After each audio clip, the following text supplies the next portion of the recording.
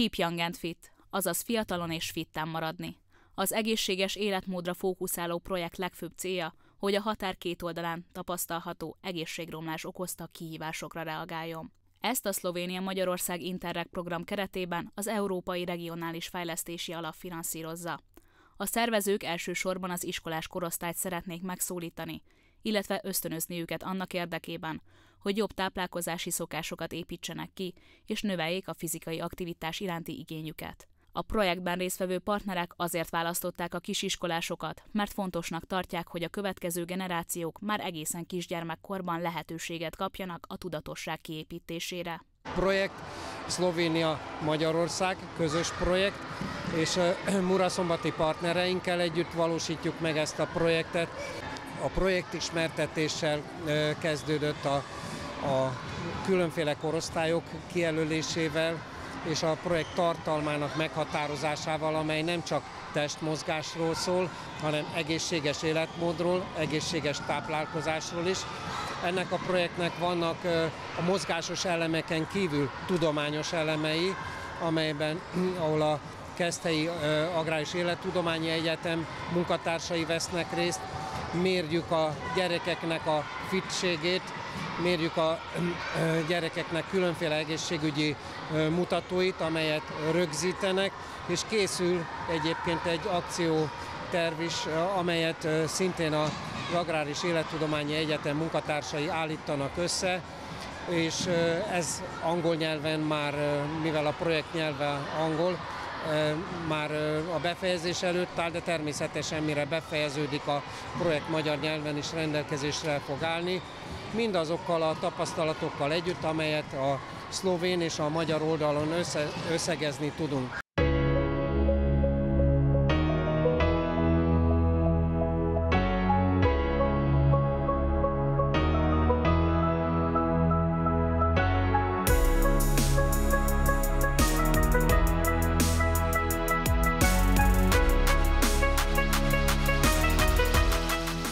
A Lenti Általános Iskola és Gimnázium mindkét létesítménye, a Vörösmarty Mihály Tagintézmény és az Arany János Tagintézmény is kiemelten fontosnak tartja az egészséges életmódra nevelést. Nagy hangsúlyt fektetnek a fiatalok mozgásfejlesztésére és a tudatos táplálkozás támogatására. A tanév során nem csak a mindennapos testnevelés órák szolgálnak ennek eszközéül, hanem a pedagógusok által gondosan megszervezett változatos programok is, melyekkel igyekeznek minél többféle mozgásformát megismertetni a tanulókkal. A 2024-es év végén a projekt az első mérföldkőhöz ért, amely során felmérték a diákok egészségügyi állapotát. A vizsgálatok során a hatodikasok jelenlegi fizikális paramétereit mérték fel különböző gyakorlatok segítségével. Az állapotfelmérések megtörténtek mind a két tagintézményben.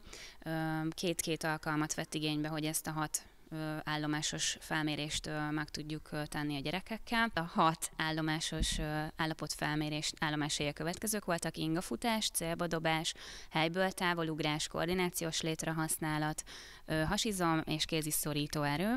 Ezeket mértük a gyerekeknél. Nyilván feljegyzésre került mindegyiknek az eredménye, és ez alapján állítjuk össze az eddig megtörtént és a leendő fejlesztő óráknak az anyagát. Nyilván az a célunk, hogy ezeken a területeken fejlesszük a gyerekeket, minél többet gyakorolhassanak, és ezáltal várhatóan a tavaszi mérések jobban fognak sikerülni, mint a mostaniak.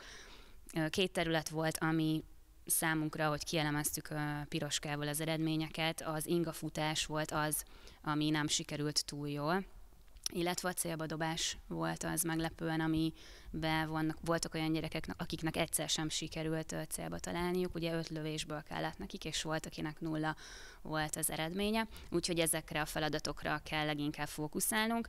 Nyilván ezt úgy tudjuk megtenni, a célbadobást ezt minél többször gyakoroltatjuk, játékos formában, minél többféle célbadobási feladatot, többféle labdával próbálunk dolgozni, többféle kapumérettel is dolgozhatunk, hogy ezt tudjuk fejleszteni. Az ingafutásnál az állóképességüktől függ az, hogy sikerült nekik az ingafutás eredménye, és nyilván ezt a futófeladatokkal és különböző fogójátékokkal tudjuk fejleszteni, hogy minél jobban sikerüljön a következő alkalommal.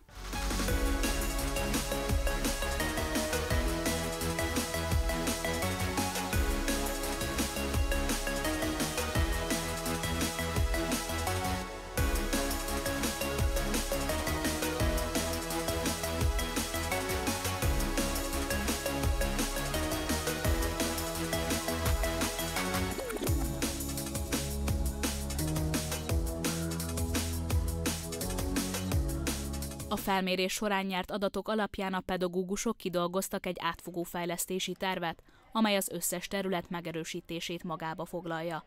Ezeken a tanórákon kiemelt figyelmet fordítanak azokra a készségekre, amelyek az eredmények szerint a legnagyobb kihívást jelentették. Az ilyen jellegű képességek fejlesztését célzó órákon a gyerekek játékos formában sajátíthatják el a szükséges technikákat. A tanórákon olyan módszereket alkalmaznak, amelyekkel a feladatok nem csupán kötelező gyakorlatként jelennek meg, hanem szórakoztató tevékenységekké válnak. Ennek köszönhetően a tanulók könnyebben elmélyülnek a mozgás örömében, miközben észrevétlenül fejlődnek az adott területeken. A mai fejlesztő órán a gyerekek 3 állomáson dolgoztak, és ugye ezeket a fejlesztő órákat úgy próbáljuk felépíteni a Fruzsival, hogy az állapot felmérésből, amiből kiindultunk, az ősszel, ott azokat a gyakorlatokat próbáljuk fejleszteni különböző feladatokkal. A mai órának a 3 állomás feladata, az egyik egy minigátas és koordinációs létre feladat volt egy állomás, ahol labdavezetéssel célba kellett találni, a harmadik állomás pedig egy planktartásos gyakorlat volt, egy alkartámaszos és 2 oldaltámaszos gyakorlatot hajtottak végre a gyerekek. Ugye a planknél tudjuk, hogy az egész testre hatással van, úgyhogy itt mindent is megmozgattunk a gyerekekkel. A koordinációs létre alapból már benn van az állapotfelmérésben, tehát azért is használjuk ezt a legtöbb fejlesztő órán, mert ezt a gyakorlatot próbáljuk fejleszteni, illetve minigáltak a szögdelésnél. Itt egy kicsit engedtem a gyerekeknek a saját kreativitásukat, tehát nem határoztam meg, hogy mi a feladat, hanem ők saját maguk, saját elképzelésük szerint haladjanak végig ezeken a feladatokon. A labdavezetéses feladatnál pedig volt egy kézilabda, illetve egy focilabda, és azt kellett végigvezetniük félpályán, és a 6-ostól 6 kijelölt cél volt, amit el kellett nekik találni. Itt pedig a célba dobást, a célzó képességet fejlesztettük, hiszen az állapotfelmérésnél is volt ez a feladat, és akkor így próbáljuk ezt, hogy tavaszra minél jobban és hatékonyabban tudjunk teljesíteni majd. Hát nyilván szívesebben dolgoznak a gyerekek úgy, hogyha egy kicsit játékosan van megoldva a feladat, nem az, hogy most én diktálom folyamatosan a tempót, hanem egy kicsit érzik azt, hogy szabadabbak, ők is meghatározhatják, hogy mit csinálhatnak. Azt gondolom, sokkal szívesebben dolgoznak, és sokkal jobban talán el is fáradnak. A diákok számára kiemelten fontos, hogy a tanulás örömteli élménnyé váljon. Sokan a kötelező testnevelés órákon túl szabadidejükben is aktívan sportolnak. A fejlesztő foglalkozások keretében a feladatokat motiváló kihívásként élték meg, amelyeket kreatív, csapatközpontú játékok formájában végeztek. Az ilyen megközelítés nem csak a fizikai fejlődés segíti elő, hanem erősíti a közösségi élményt is. Szerintem azért fejleszti a tesi óra az embert, mert könnyebben megtanul ilyen alapvető dolgokat, például a fontosabb lépéseket a való életben. Például itt a célba lövés, focilabdával per kézilabdával, így a különböző hobbikat és azokat segíti így nagyjából.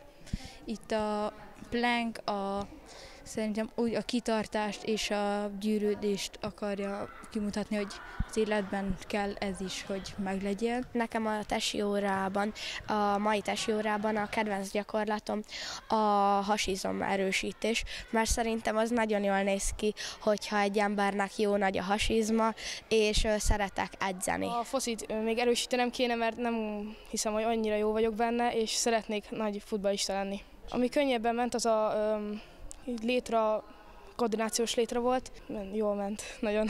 Igazából ezek a feladatok szerintem ahhoz például nagyon sokat segítenek, hogy a kötélmászáshoz, hogy kicsit megerősödjünk, ugye, mert ahhoz a lábat is nagyon kell tudni használni, meg a kéz is ugye hasznos benne. Hát ez a gyorsasági feladat, a létre és ez a gátok, nekem például nagyon hasznos, mert így például a kézi meccsen is, amikor lerohanás van, akkor gyorsabban odaérek a kapuhoz, meg és a célba dobás az is én nagyon szeretem, mert így legalább tudok edzésen kívül is gyakorolni a meccsekre kicsit, és megfejlődöm is.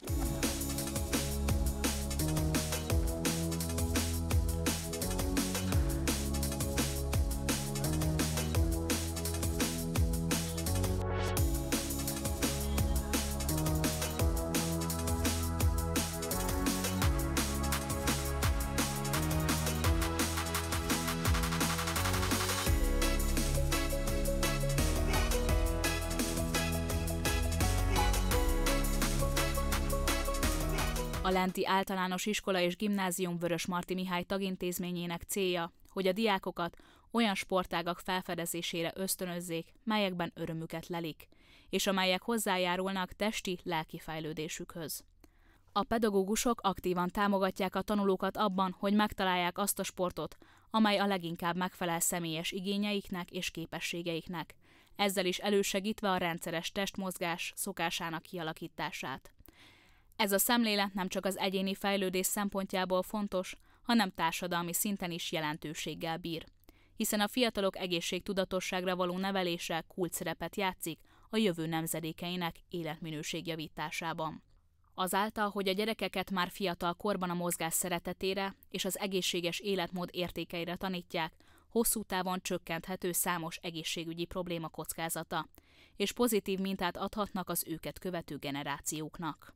Az észrevételek még most alakulnak majd ki, igazán az eredmények függvényében a kollégák már végrehajtották azt a színfelmérőt, amit a gyerekeknél kötelező volt ezen program keretében, és már ugye ehhez viszonyítva lesz igazán pontosan meghatározható a változásnak az iránya és a mértéke, de ahogy elnézzük a testnevelés óráknak a minőségi változását, mert a tapasztalatokból sokat profitáltak a kollégák is, úgyhogy valószínű, hogy ezeknek a méréseknek az eredménye is majd pozitív irányba fog változni az egymás utániak, vagy egymáshoz viszonyítása révén. Tehát több egyéb programmal, ezzel a színfelmérővel, illetve más egyéb aktív mozgásos tevékenységekkel egészült ki az utóbbi időben az intézményünknek a repertoárja, így az egészséges életmód területén, és ezt a gyerekek is